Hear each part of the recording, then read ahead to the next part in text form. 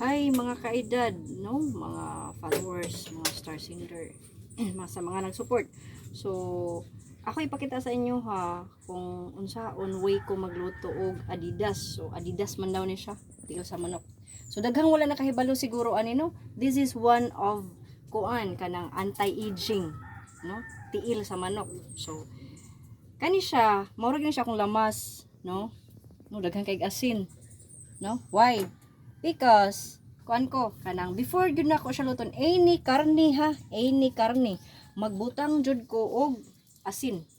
Ako sa siyang ibabad sa asin, especially ani langog, no? Og baho pag yun gani, ako siyang sukaan, hugasan og suka, no? So ing ani ko, mao ra na akong lamas, ani dinurog nya Bombay, tapos kani gituyo ra pud nako ning wa gipino-pino kay ako ra man po'y kusog kay mukaon ani mo nang di ko ganahan mga katag-katag, ako ra ning lanlanon. So isa gyud ni siya kabuok, no?